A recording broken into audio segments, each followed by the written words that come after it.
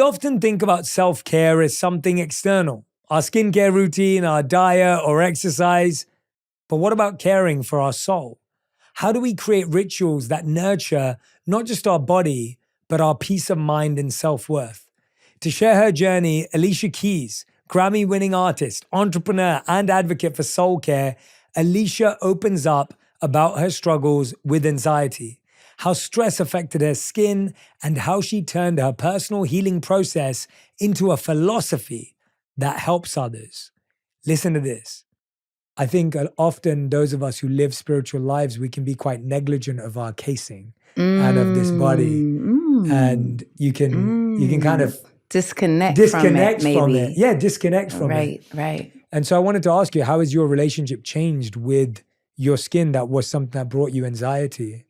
Oh my gosh. To feeling more confident in your skin. I mean, it was forever.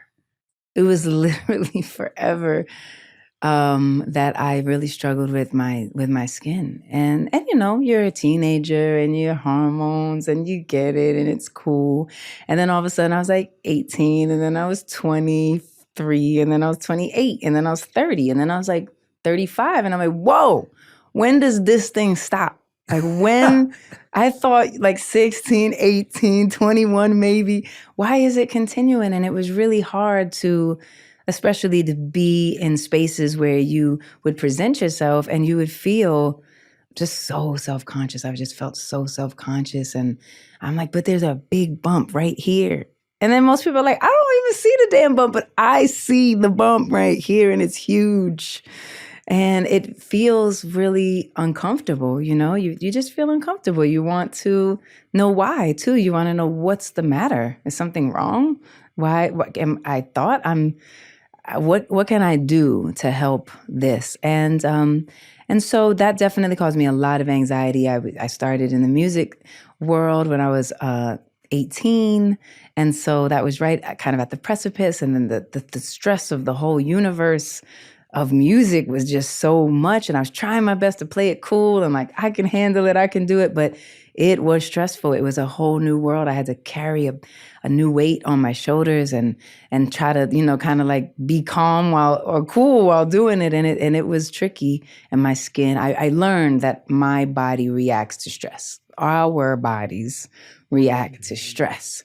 My personal body physically reacts to stress. Many of our personal bodies do this, which is obviously why even many diseases come to us from stress, because physically it's a physical manifestation of this feeling, which is why it is so important for us to figure out like what gives you peace, what calms you down, what makes you feel safe and like you're in your skin and you're yourself and these type of things. And so, of course, I didn't know what that was for a long time, but I realized that it was these relationships I was attracting, and it was the level of commitment I was agreeing to that left no space for me to reflect or to sleep or to be with my friends and, you know, have those outlets that do give you a sense of calm.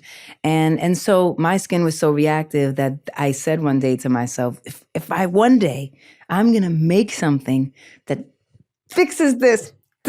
I'm going to do something about this because I know I'm not the only one. And I realized as I began to, you know, live and experience so many different parts of my life, motherhood and, you know, raising young kids and finding time for yourself, and getting rid of those toxic energies that were attacking me in real life, I realized that you really have to take care of your soul. Like you have to take care of your soul. So this philosophy of soul care really came from all of these understandings and all of these realizings that no one's going to do it for me.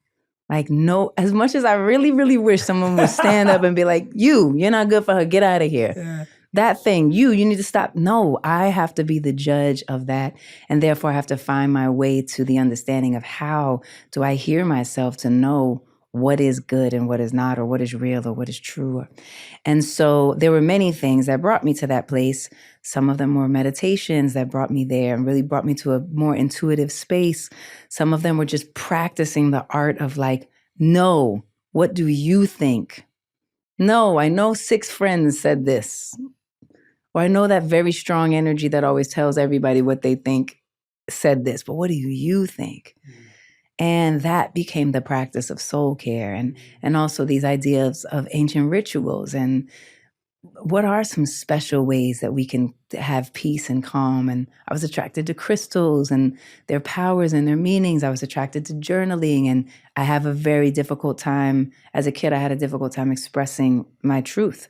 And I realized that when I would journal or do the stream of consciousness, I could actually just release it. I could let it go. And if I'm not good at doing that to someone else because I didn't trust as fully, I can do it with myself, you know? And so these practices of how do you kind of like depend on yourself to find your own grounding became my idea of what soul care is, which eventually became how I said, I'm going to make that thing to fix that thing, became this Keys Soulcare. And the idea was, to me, it's a philosophy. It's a way of life. It's a lifestyle.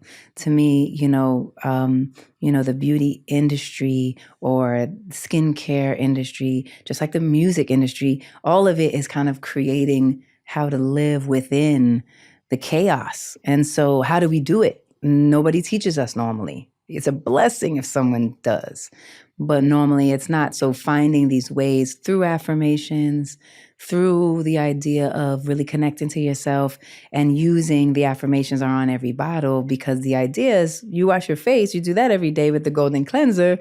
You can also think about how I'm devoted to this moment, because so many times we're over here, over there, back there, over there. How can you just be right here with yourself right now? And so the idea is like creating this mixture of ancient rituals and where skin meets soul and soul care, because we have air care, hair care, nail care, body care, home care, but we never had soul care. Why? So I wanted to start it. Yeah, that's so beautiful. I mean, I couldn't agree more. As someone who was very negligent of a lot of this stuff, like growing up and not really thinking about it, I've seen the value of, I'm a big fan of affirmations. Right. I think even when it comes to cleansing my face, what that means, what that feels like, how different I feel internally because of it, how it can be a reminder to continue to cleanse and detox the soul as well as that which is around me. There's so much of that connection from body, mind, spirit, and soul that I think we lose, and we don't realize how interconnected they all are.